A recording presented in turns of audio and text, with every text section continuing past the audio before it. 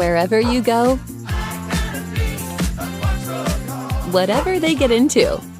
From chill time to everyday adventures, protect your dog from parasites with Credelio Quattro. For full safety information, side effects, and warnings, visit CredelioQuattroLabel.com. Consult your vet or call 1-888-545-5973. Ask your vet for Credelio Quattro and visit QuattroDog.com. A science story, huh? These NYU scientists, I felt right. I was so And I just thought, well, I had figured it out. It was that golden moment. Because science was on my side.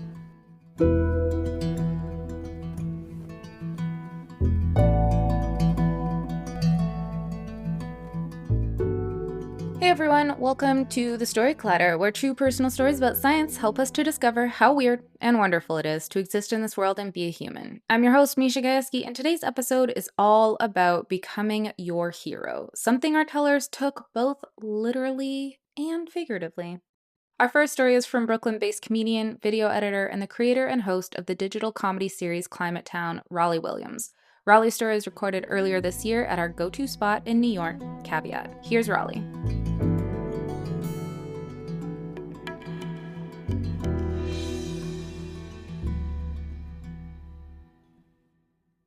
I moved to New York in 2013 because I wanted to be a comedian, and very soon I found out that I was not that funny.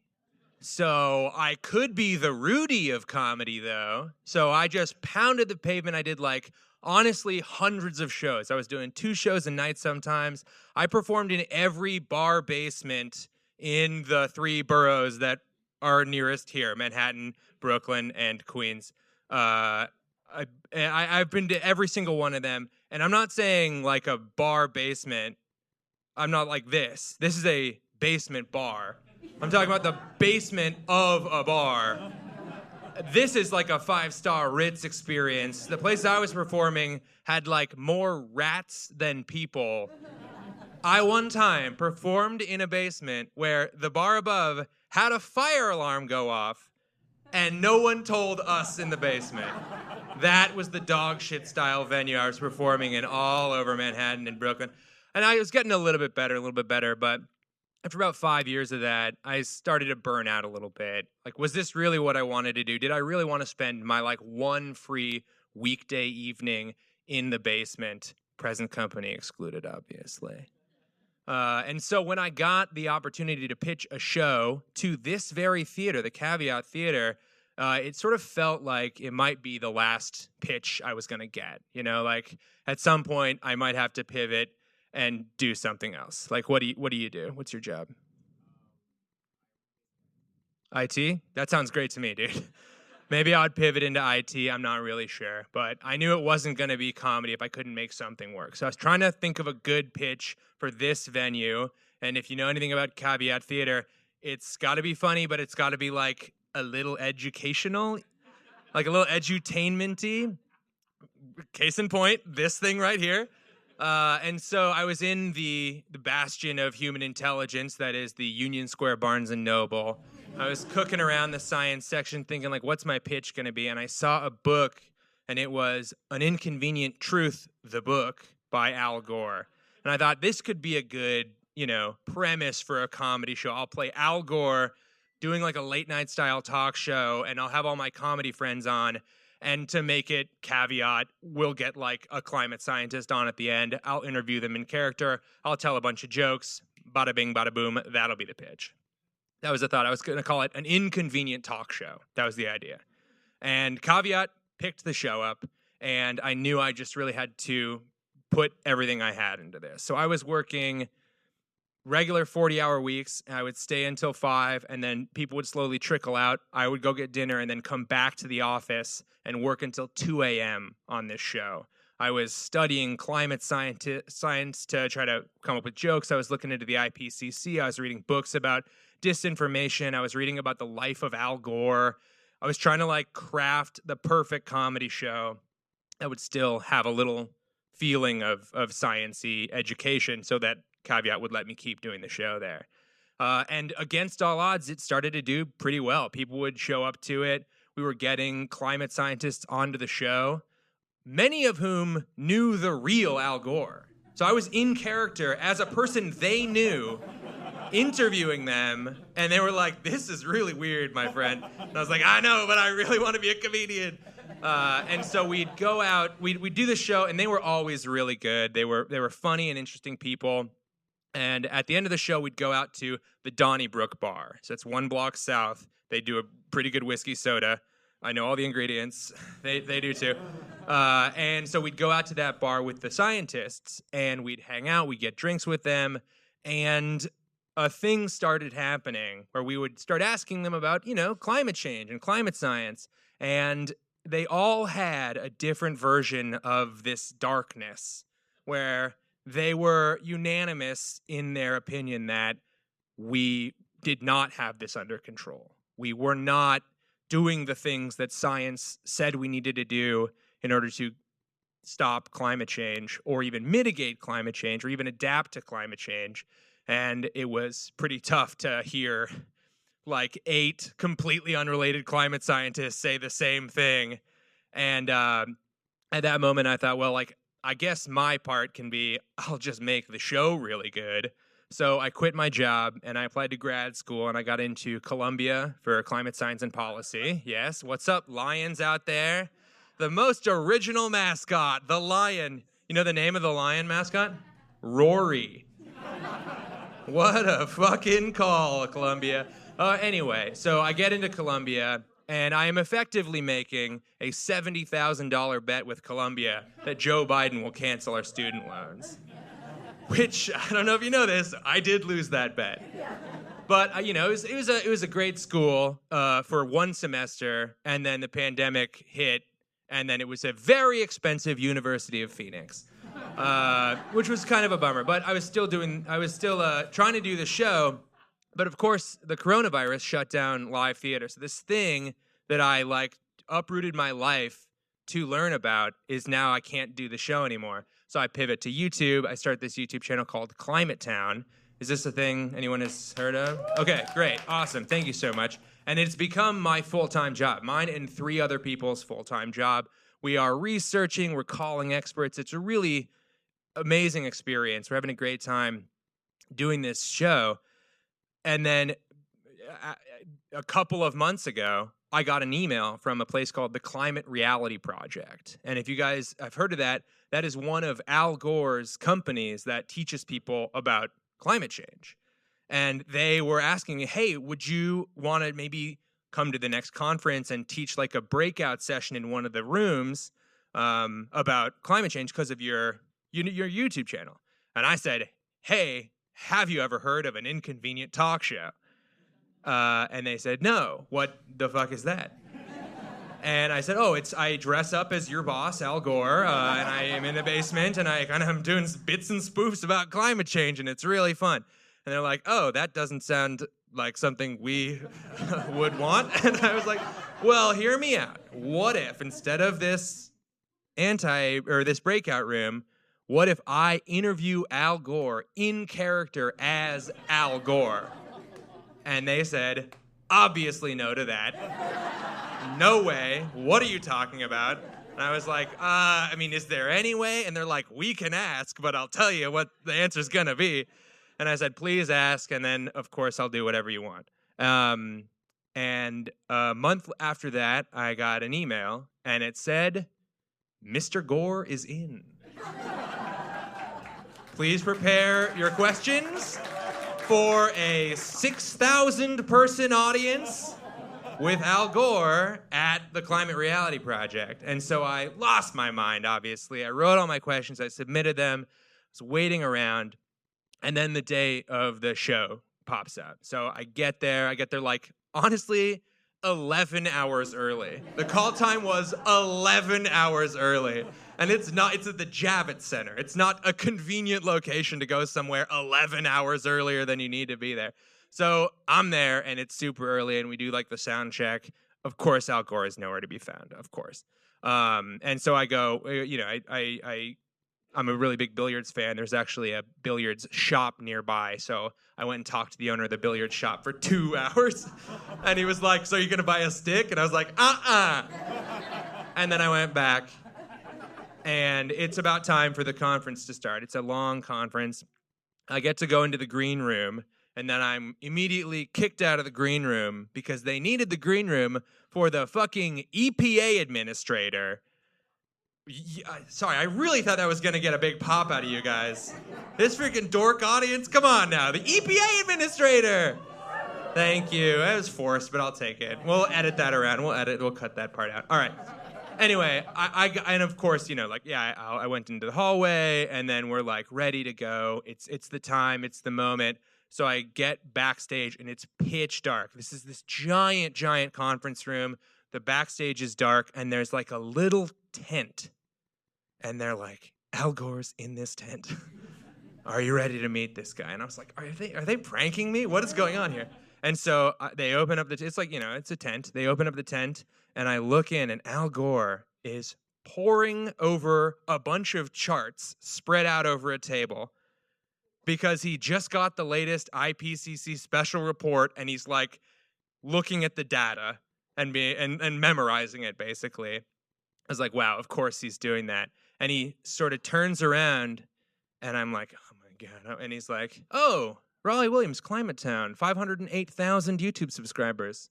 Great work out there. And I was like, oh my God. I was trying to play it cool. I could not play it cool. I was like, thank you so much, sir. I love your work. And he's like, oh, yeah, it is what it is. Like folksy, Tennessee, Al Gore. It's like, awesome. And then I was like, did you have any questions about the questions? Like, do you want me to do anything when I'm out there? And he's like, nah, fire away, let her rip. Let's have fun out there. It's like, okay, great. And so I go out there. It's the biggest audience I've ever performed in front of. And then the bit was I would welcome Al Gore onto the stage. I welcome him. He comes out. He is crushing with this audience. He's funny. I'm asking him questions. He hits me with a zinger, a one-liner right off the top, and then like a really important, thoughtful answer. And I'm like, what about this thing? And he'll just like spike it. It was amazing. He was so funny. Seriously. I know you guys are like, what? The internet computer guy? And yes, that guy crushed it. 30 minutes went by in a blitz. Like, I don't even remember this. That was the end of the evening, so we did a big bow, big applause. It was awesome, and we get ushered off of stage, and then they're like taking our microphones off, and he said, that was really fun. And then he left. And I gotta say, never meet your heroes. Dress up as them in a basement for 2 years. Meet their friends. Pretend to be the hero. And then wait 2 more years. Start a YouTube channel. Make it into a career. Wait. Still wait. And then they'll reach out to you. And then you can judo it into a meeting with your heroes. That's how you should meet your heroes. Thank you so much.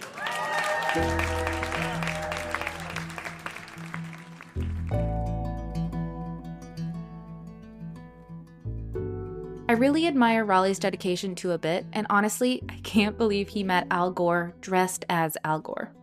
If you'd like to learn more about Rollie, head over to our website, storyclatter.org. Being a storyteller on stage is just one way to make Storyclatter happen, but if sharing your story in front of an audience isn't your thing, maybe becoming a Storyclatter donor is more up your alley. Right now, the voices of scientists and science communicators need to be heard more than ever. At Storyclatter, we believe that personal stories can cut through the noise, connecting people to the human side of science, building trust, and making complex issues real. But we can't do this work without you. Storyclatter donors play an essential role in our ability to bring you this podcast, share these stories, and foster conversations that matter. If you believe in the power of science storytelling, please donate to the Storyclatter at storyclatter.org/donate. The most popular level is $10 a month, and you can make your tax-deductible donation at storyclatter.org/donate. But really, any level makes a difference, and we're so grateful to everyone who supports Storyclatter. Warning, the following ZipRecruiter radio spot you are about to hear is going to be filled with F-words. When you're hiring, we at ZipRecruiter know you can feel frustrated, forlorn even, like your efforts are futile, and you can spend a fortune trying to find fabulous people, only to get flooded with candidates who are just fine. Fortunately, ZipRecruiter figured out how to fix all that. And right now, you can try ZipRecruiter for free at ZipRecruiter.com/zip.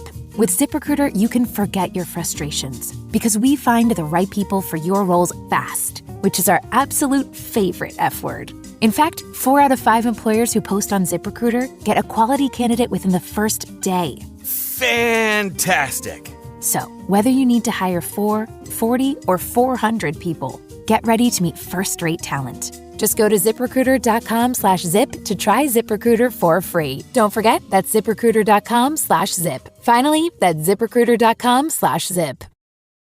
Our next story comes from Scott Acton. Scott is a professor of electrical and computer engineering and of biomedical engineering at the University of Virginia. His story was recorded at Cars Hill at UVA in Charlottesville, Virginia. Here's Scott.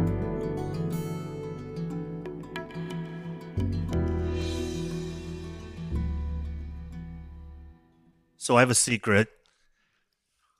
I have a secret fantasy that I've never revealed to anyone before tonight. And my fantasy was to become a writer. I was born to a bookish family. My parents gave me books before they gave me a Slinky or green slime. Those are 70s toys, by the way. My parents named me after Scott Fitzgerald and my sister after Lady Brett Ashley, who was a character in The Sun Also Rises. And I had an accompanying dream. I wanted to become a writer. I wanted to become a novelist. I wanted to fly over the Serengeti, to chase German submarines, to befriend matadors, and to crank out masterpieces in French cafes. I wanted to be Ernest Hemingway.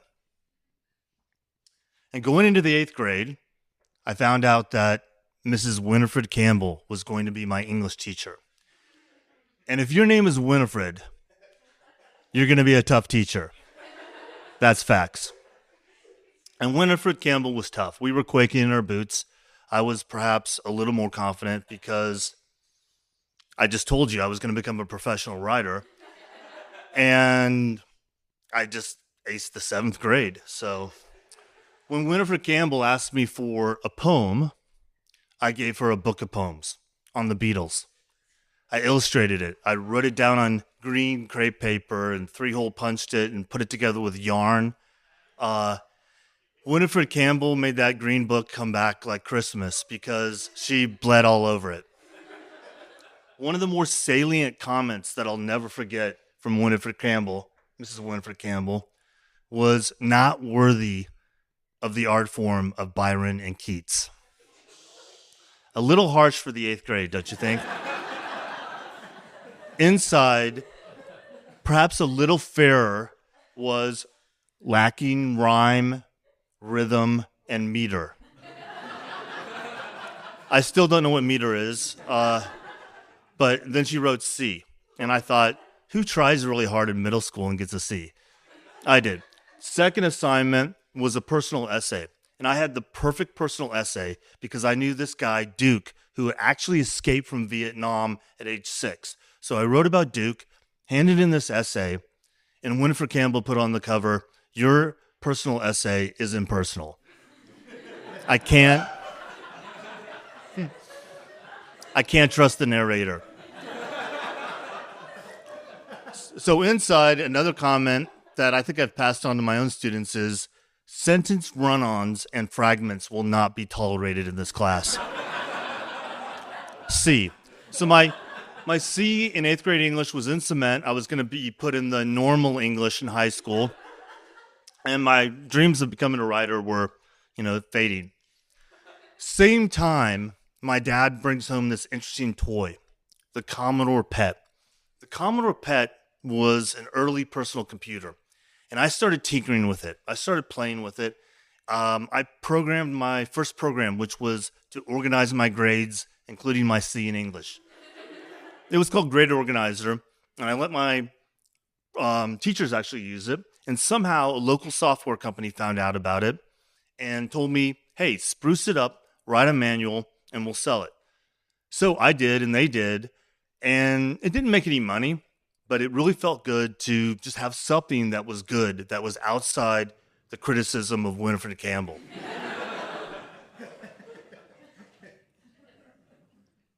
Same software company told me there was a new computer coming out. It was called the Commodore 64. And the Commodore 64 would be the first mass-marketed personal computer. It would be sold in Toys R Us right next to green slime. And it was going to come out in the holidays. The only problem was there were no programs for it. So the software company asked me, could you make a video game for the Commodore 64? And I was totally intimidated because, think about it. Number one, how do you make a computer program for a computer that doesn't exist? And two, how do you make a video game if you've never made a video game? So I spent the summer, I spent the fall, I ignored my classes. I worked on this video game, and I called it Space Raider.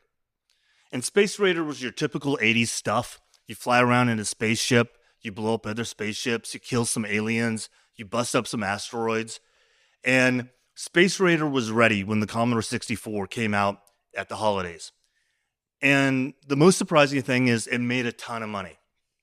And Space Raider, I was still getting royalty checks for Space Raider 8 years after that Christmas.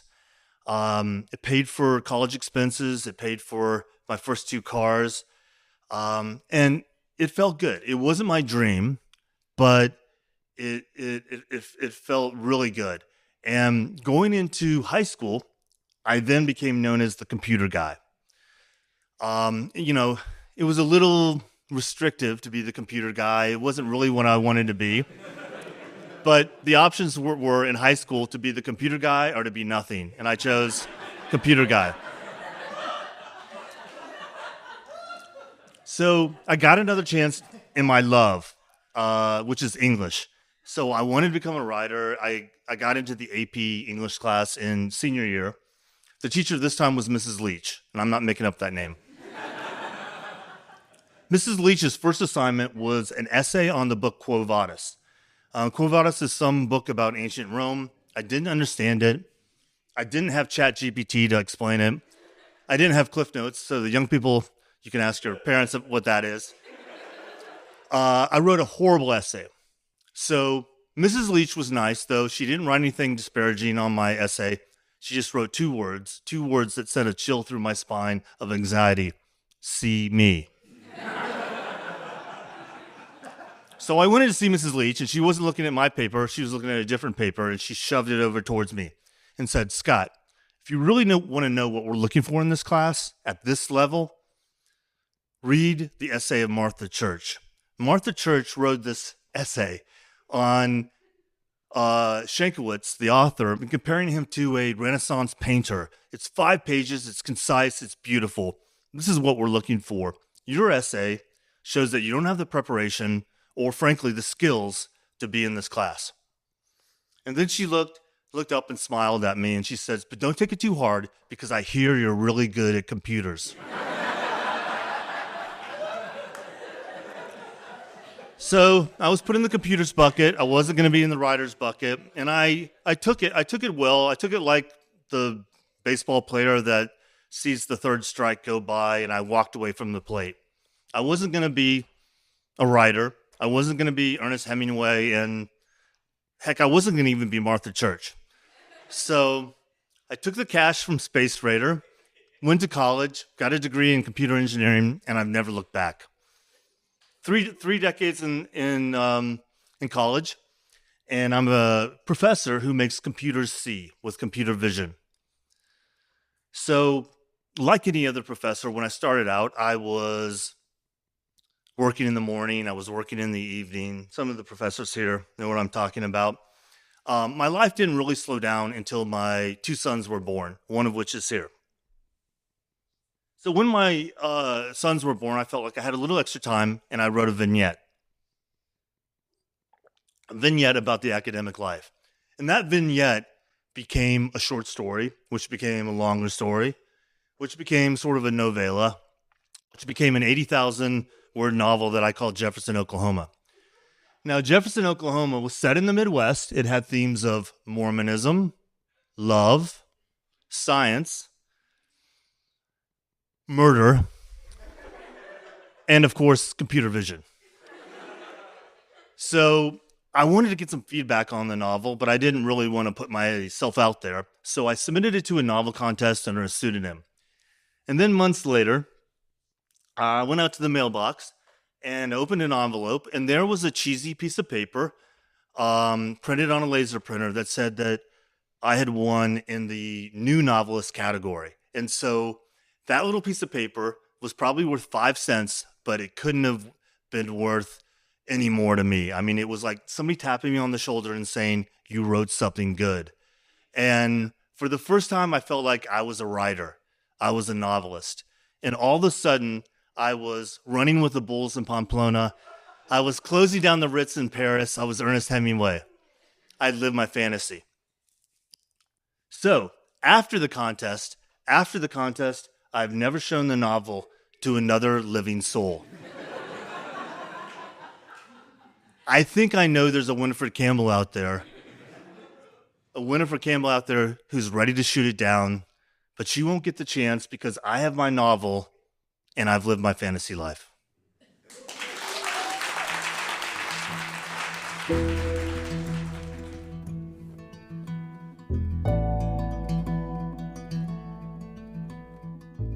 Go Scott!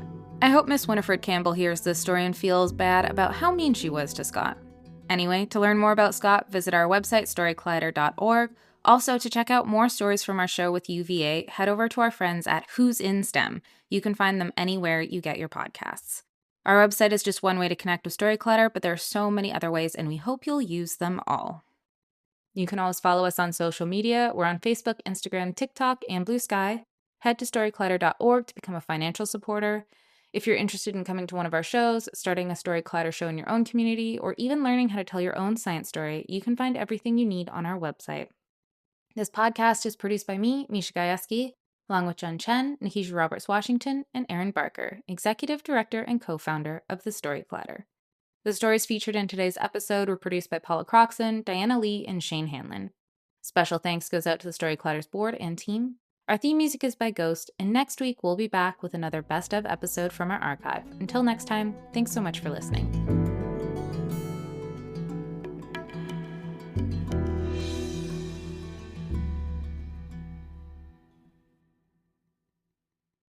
In the time it takes you to actually board that flight from Group 8... Now boarding Premier Altitude Elite Club members.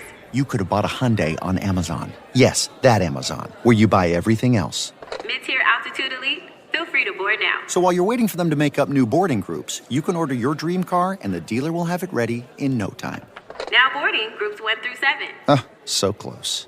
Visit HyundaiUSA.com or call 562-314-4603 for more details. Limited availability, pickup through participating Hyundai dealer in select markets.